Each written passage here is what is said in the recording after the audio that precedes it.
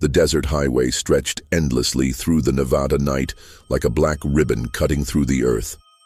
Miles of emptiness surrounded the road, broken only by dead trees, rusted signs, and the occasional flicker of distant lights. Ethan Cole tightened his grip on the steering wheel. His old Chevy rattled against the hot wind sweeping across the desert. It was nearly midnight. The GPS on his dashboard had lost signal, leaving him with fading road signs and instinct. He had been driving from Reno toward Las Vegas after a construction job fell apart unexpectedly. 3 weeks of brutal work, the company disappeared without paying. Ethan was exhausted, angry, and nearly broke. Then he saw it. A flickering neon sign appeared in the darkness ahead.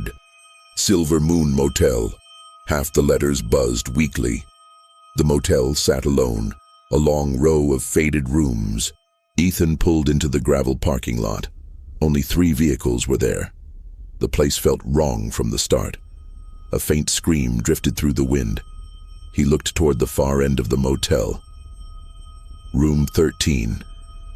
The door was red. He ignored it and walked into the office. Inside, an old man sat behind the desk, staring at a TV. "You need a room?" he asked. Ethan nodded. The manager gave him a key. Room 12. Then came the warning. "Stay in your room tonight, no matter what you hear." Ethan tried to joke it off, but the old man didn't smile. As Ethan left, he noticed something strange in an old photo on the wall. There was no Room 13. Later, inside Room 12, exhaustion took over, but at 2:13 a.m. The knocking started. At first it was soft, then louder. Then a woman's voice outside the door. "Please, let me in." Ethan looked through the peephole. Nobody was there. Then came a scream from next door. Room 13. Something inside it was screaming like it was being torn apart.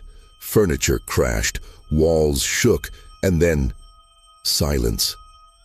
Ethan froze until footsteps approached outside his room, and a whisper called his name. "Ethan." Ethan froze when the whisper called his name outside the door. He slowly moved toward the peephole again. Nothing. But then, the doorknob started turning. Slowly. Someone whispered outside. "Open the door." Multiple voices joined in. "Open the door." The room began shaking violently. Ethan shoved a chair under the handle just as the door started bending inward. Then suddenly, silence. Outside, the screaming from Room 13 returned even worse than before. The motel manager appeared outside, holding a shotgun. "What is that room?" Ethan asked. The old man's face turned pale. It wasn't always there. He revealed the truth.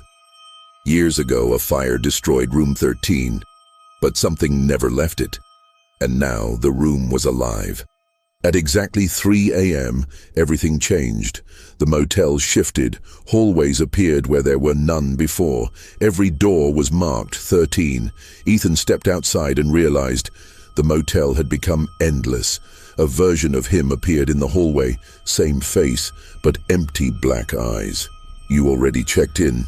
The structure began screaming. Walls bled. People appeared trapped inside them. The manager tried to fight it, but the motel consumed him. Ethan ran through impossible hallways filled with burning rooms, screaming families, and shifting reality. He saw illusions of loved ones trying to trick him into entering doors. But every door led back to Room 13. Then sunrise started approaching. The motel screamed louder. Everything collapsed into chaos. Ethan escaped outside just as the structure began resetting itself. The motel returned to normal, silent, empty. No Room 13 existed anymore. Police arrived later and checked the records. They told Ethan the truth. This motel only has 12 rooms. But then the sheriff showed him the guest registry. One new entry had appeared. Ethan Cole, Room 13, check-in 2:13 a.m. behind them. A scream echoed from inside the motel again.